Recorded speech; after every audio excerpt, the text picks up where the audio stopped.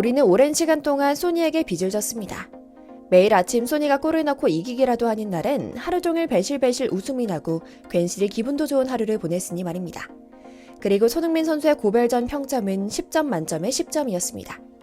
손흥민 선수를 집중 취재해온 영국 현지 알레스데어 골드 기자는 손흥민의 고별전에 대한 논평에서 오늘의 손흥민 선수 평점은 전통적인 방식은 제쳐두겠다. 이날 1시간 남짓한 고별전은 그에 대한 평가를 하기에 충분하지 않은 시간이다. 그의 토트넘 시절 전체에 대한 평점을 주겠다. 10점이라는 눈물 어린 감동의 평점을 헌사했는데요.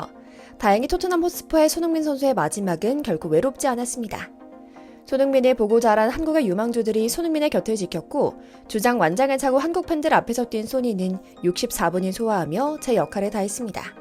경기 전날 기자회견에서 떨리는 목소리로 토트넘을 떠나기로 결정했다. 10년간 생활한 클럽을 떠나기로 했다. 팀에게 하루도 빠짐없이 모든 걸 바쳤다. 유로파 리그를 우승함으로써 제가 이룰 수 있는 것, 제가 할 수 있는 것을 다 했다고 생각한 게 가장 컸다라며 이적 배경을 설명했는데요. 전성기 시절의 날카롭고 폭발적인 스프린트는 보지 못했지만 고별전에서 주장으로 나선 손흥민은 64분간 그라운드를 누비며 토트넘의 공격을 이끌었습니다. 가벼운 몸놀림을 선보이며 건재함을 과시했고요. 그리고 다행히 미국으로 떠나는 소니는 실리도 챙겼습니다. 미국 로스앤젤레스 FC와 개인 합의를 마쳤으며 이적이 마무리 단계라는 그는 내년 월드컵이 열리는 국가에서 뛰며 몸을 만들겠다고 하는데요. 현재 언론에 따르면 메시에 이어 2위에 오를 것이라고 합니다. 이적료만 2천만 달러, 우리 돈으로 약 278억이고 연봉이 121억에 달할 것이라는 구체적인 숫자까지 나왔죠. 이뿐인가요? 토트넘에서는 당장 리빙 레전드로 토트넘의 동상을 세워놓자는 팬들의 구체적인 요구사항까지 터져나오고 있습니다.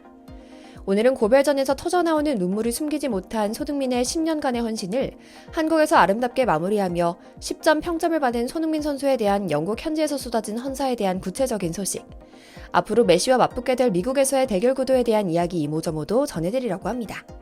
먼저 잠시 저희 광화문 브리핑 구독 설정도 부탁드리고요.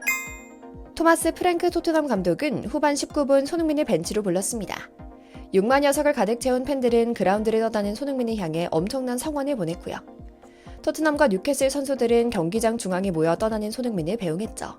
특히 브라질 기마랑이스는 상대편 소속임에도 손흥민과 어울더울 어울리며 뉴캐슬 선수들도 모두 불러 모아 다같이 등을 치며 보내는 인사를 해주며 인성갑 인싸 손흥민의 마지막 경기를 더욱 빛나게 해줬는데요. 여기에 더해 미운 오리 새끼 히샬리송의 뒤통수를 때리며 마치 소니 형에게 똑바로 잘해 라는 듯한 모습을 연출해 익살스러운 분위기까지 함께했죠. 그리고 손흥민이 영국을 떠난다는 소식이 들리자마자 잉글랜드 프리미어리그 사무국 역시 소니를 소위 샤라웃하며 손흥민은 레전드가 맞다라며 용비어 청가를 읊습니다. EPL은 공식 성명으로 소니는 걸어온 길 자체가 EPL의 역사다. 2015년 8월에 토트넘의 둥지를 틀었고 흔치 않은 10년간의 원클럽맨으로 해피엔딩까지 완성했다. 토트넘에 입단한 지 1년 만에 팀을 떠날 수도 있는 상황에서 포체티노 전 감독의 설득으로 팀에 잔류했고 해리 케인과 치명적인 손캐 듀얼을 결성해 함께 47골을 합작했다. EPL 역대 공격주한 부분에서 아직도 깨지지 않는 단연 1위의 기록이다. 2019년에는 토트넘의 100여 년 역사상 첫 챔피언스리그 결승전 진출, 2020년에는 벌리전 72m 원더골로 피파 푸스카스탕의 영예를, 2021-2022 시즌에는 EPL 골든부트로 득점왕을 거머쥐었다. EPL 득점왕과 푸스카스상 모두 아시아 선수 최초이자 현재까지 유일한 대기록이다. 2024-2025 시즌은 주장으로 팀을 이끈 그에게 단연코 가장 빛난 영광의 시즌이었다. 개인 성적이 화려하진 못했지만 팀을 영원하던 유로파리그 우승으로 이끌었다. 2007-2008 시즌 리그컵 정상 이후 17년 만의 환희였고 유럽 대항전은 무려 1983-1984 시즌 이후 41년 만의 우승이었다라고 말이죠. 실제로 손흥민 선수는 한국에 나와 길렀지만 단순히 한국만의 영웅이라기에는 구라파 곳곳에 뿌린 멋진 영광의 순간들이 가득합니다. 소니는 토트넘에서 모든 대회에 454경기 출전해 173골 101도움을 기록했거든요. 이 기록은 골은 EPL 역대 16위, 어시스트는 17위에 해당하죠. 골과 어시스트 부문 모두 상위 20위 안에 든 선수는 전 세계 모든 축구선수 역사상 손흥민을 포함해 단 7명에 불과할 정도로 엄청난 기록이고요. 이처럼 통계적 증거만으로도 우리는 동시대에 살면서 논란의 여지가 없는 레전드를 목격했다는 사실을 다시 되새길 수 있죠. 뿐만 아니라 소니는 아시아인에 대한 고정관념을 허물고 차별은 물론이고 호의적인 대우를 불러일으켰다는 엄청난 영향력도 보여줬습니다. 그의 순수한 재능과 성실함, 선함은 아시아 축구 선수와 아시아 사람들에 대한 인식 전환에도 엄청난 도움을 줬습니다. 중국인과 한국인, 일본인을 구분하지 못하던 구라파 사람들에게 한국, 소니라는 연결고리를 만들어줬고, 소니의 재능은 아시아 선수 영입이 단순히 근면성이나 유니폼을 팔기 위한 마케팅용만은 아니라는 점을 널리 알리는 길을 열었죠. 그리고 손흥민은 왜 울었나요? 라는 뻔한 기자의 질문에 수줍게 답합니다. 정말 울지 않을 줄 알았는데 오랜 시간을 보낸 팀을 떠나려 하니 쉽지 않았던 것 같다라고 고백합니다. 그에게도 10년의 추억은 어쩔 수 없는 모양인데요. 소니는 선수들의 한마디 한마디를 듣다 보니 감정이 북받쳐서 눈물이 났다. 너무나 행복한 경기를 했다. 팬, 동료, 상대팀 선수들 덕분에 정말 잊지 못한 하루를 보낸 것 같다. 오늘은 정말 너무너무 기분이 좋아서 잠을 못 잘 것 같다 라고 말이죠. 이어 소니가 단 한 번도 빼놓지 않았던 팬들에 대한 언급도 잊지 않습니다. 제가 어떤 복을 받아서 이런 선수로 성장했고 또 이런 많은 사랑을 받는 선수로 자리매김했는지 모르겠지만 팬들 덕분에 제가 지금 이 자리에 있다고 생각한다. 아직 축구 인생이 끝난 게 아니기 때문에 더 즐거움을 드리려 할 것이고 제가 또 축구 선수를 해야 할 일이 남아있다고 생각하기 때문에 더 좋은 행복한 모습으로 팬분들을 찾아뵐 수 있도록 노력할 것이다 라고 말이죠. 그런데 이런 고마움은 영국 현지 팬들 역시 마찬가지인 것 같습니다.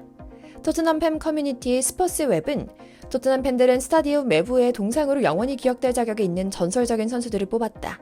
그 결과 역사의 모든 시대를 아우르는 이름들이 골고루 선정됐다. 그리고 우리 팬들은 손흥민과 니콜슨 2인의 동상을 세우길 원한다라는 성명을 냈는데요. 토트넘은 1882년 창단된 유구한 역사를 자랑하는 구단이지만 단 한 번도 토트넘의 동상이 세워진 적은 없기 때문에 이런 팬들의 요구는 굉장히 이례적이었다고 하는데요. 다른 구단 경기장들과 달리 토트넘은 동상 설치 금지 정책을 고수하고 있어 토트넘 스타디움 밖에는 과거 영웅들의 동상이 하나도 없기에 이런 팬들은 정책은 너희끼리의 정책이고 우리 팬들은 소니 동상을 원한다라고 강한 어조로 요구하고 있다고 하죠. 그런데 이런 요구에 레비 회장이 반응하기로 했다는 반가운 후속 보도도 나옵니다. 일단 니콜슨의 동상은 건립될 예정이라고 한 건데요. 스퍼스웹에 따르면 아직 동상의 형태가 공개되진 않았지만 토트넘은 올 시즌 그의 동상이 경기장에 설치될 것이라는 발표를 했다는 겁니다. 니콜슨은 선수로서 1951년 토트넘의 첫 1부 리그 우승에 힘을 보탰고 뒤이어 감독으로서도 클럽 역사상 가장 많은 훈장을 받았기 때문에 그를 기리는 것이 당연하다는 겁니다. 그리고 소니 역시 토트넘 역사에 남을 전설 중 한 명인 것도 당연합니다. 케인처럼 구단을 저버리고 떠나지 않았으며 마지막까지 남아서 팀의 우승컵을 가져오겠다는 약속을 지켜 태극기를 허리춤에 두르고 주장 완장을 찬 채 트로피를 들어올리는 대단한 사진을 남기기도 했죠. 머지않아 빠르면 겨울에는 소니의 동상도 북런던에 당당하게 자리 잡을 것으로 보이는데요. 소니는 이제 새로운 도전을 위해 새로운 환경에서 동기부여를 얻기로 마음먹었습니다. 처음에 토트넘에 왔을 때는 영어도 잘 못하던 23살의 소녀는 이제 남자가 되어 떠납니다.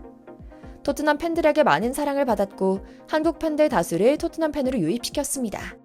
그리고 33세 어른이 된 소니는 뉴캐슬과의 경기에서 만원 관중 6만 6천 명 앞에서 토트넘의 10년을 마무리하게 됐습니다. 토트넘은 마지막 예우로 소니를 사우디에 팔아 더 큰 돈을 남기려는 우를 범하지 않았습니다. 그리고 미국에서 한참 자리 잡아 잘 뛰고 있는 메시와 드디어 맞붙을 수 있게 됐습니다. 이렇게 1년 정도 뛰며 미국 곳곳의 그라운드를 경험한 소니는 이제 다가올 2026 북중미 월드컵 무대에서 마지막으로 우리 대표팀을 이끌 겁니다. 우리는 소니에게 그동안 많은 빚을 졌습니다. 그의 부상과 부진에 상처받고 그의 선전에 행복했습니다. 소니의 새로운 도전에 박수와 찬사를 보내며 오늘 영상 마치겠습니다. 저희 광화문 브리핑 구독, 좋아요도 부탁드리고요. 오늘도 시청해주셔서 감사합니다.